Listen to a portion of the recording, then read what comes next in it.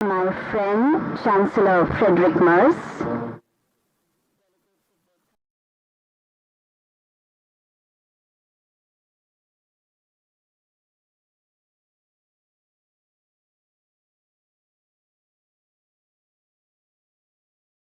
जयंती के दिन चांसलर मर्ज का भारत में स्वागत करना मेरे लिए विशेष प्रसन्नता का विषय है।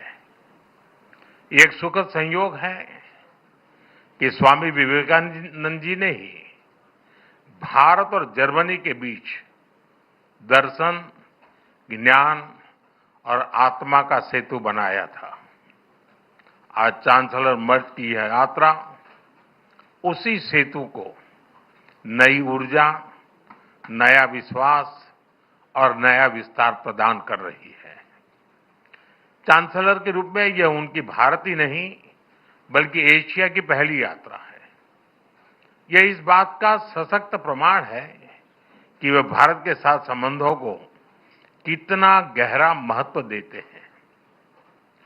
उनके पर्सनल अटेंशन और कमिटमेंट के लिए मैं उनका बहुत बहुत धन्यवाद करता हूं। भारत जर्मनी के साथ अपनी मित्रता और साझेदारी और सुदृढ़ करने के लिए पूरी तरह से प्रतिबद्ध है। गुजरात में हम कहते हैं, आवकारो मीठो आपजे रे, यानी स्नेह और आत्मीयता से स्वागत करना। इसी भावना के साथ हम चांसलर मर्ज का भारत में हार्दिक अभिनंदन करते हैं। फ्रेंड्स, चांसलर मर्ज की ये यात्रा एक विशेष समय हो रही है। पिछले वर्ष हमने अपने रणनीतिक साझेदारी के 25 वर्ष पूरे किए और इस वर्ष हम अपने राजनयिक संबंधों के 75 वर्ष भी मना रहे हैं। ये माइलस्टोन्स केवल समय की उपलब्धियां नहीं है, ये हमारी साझा महत्वाकांक्षाओं, परस्पर विश्वास और निरंतर सशक्त होते सहयोग के प्रतीक है। भारत और जर्मनी जैसे देशों की अर्थव्यवस्थाओं के बीच करीबी सहयोग पूरी मानवता के लिए महत्वपूर्ण है।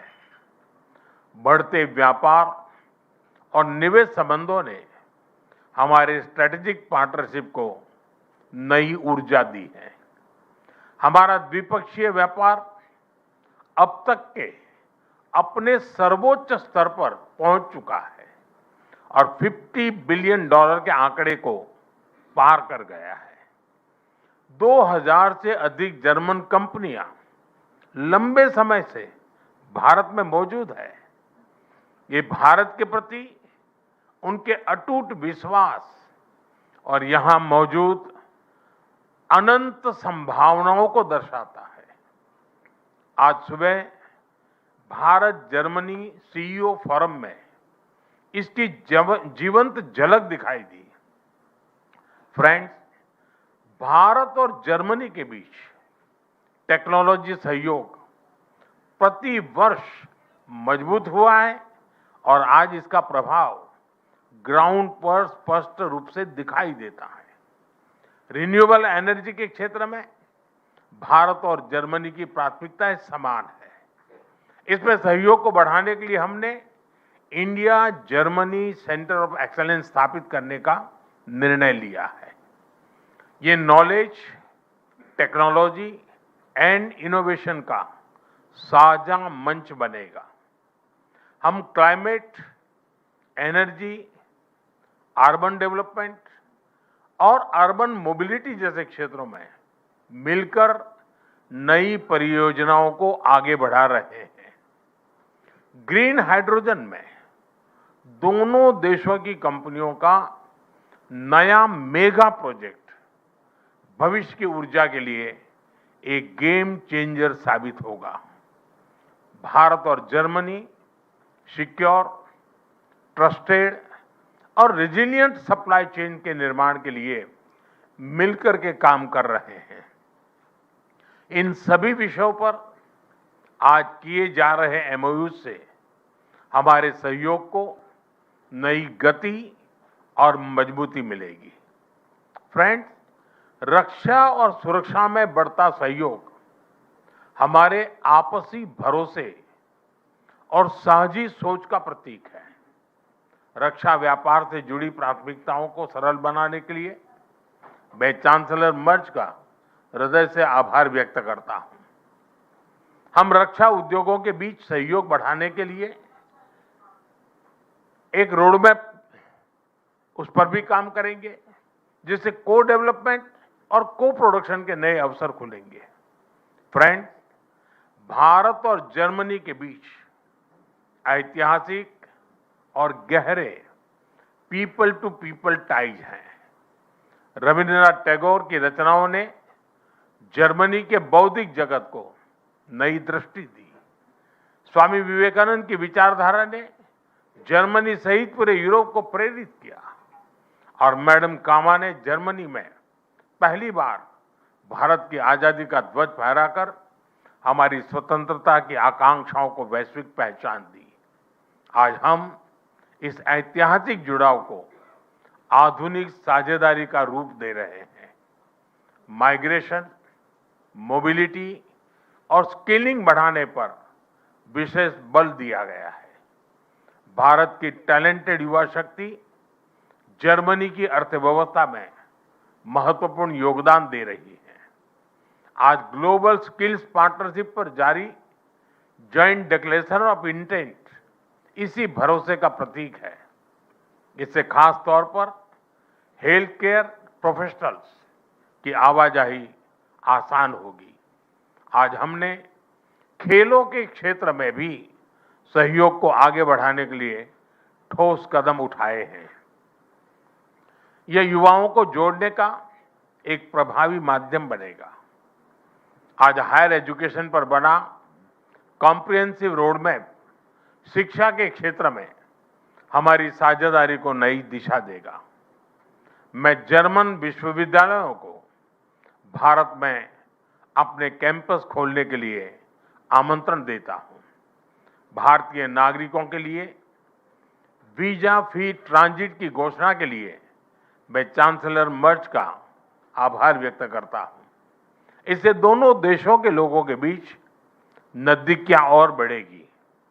मुझे खुशी है कि गुजरात के लोथल में बनाए जा रहे नेशनल मैरीटाइम हेरिटेज कॉम्प्लेक्स से जर्मन मैरीटाइम म्यूजियम जुड़ रहा है।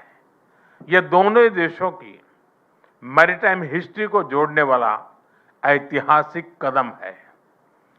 ट्रेडिशनल मेडिसिन के क्षेत्र में गुजरात आयुर्वेद यूनिवर्सिटी का जर्मनी के साथ करीबी सहयोग रहा है।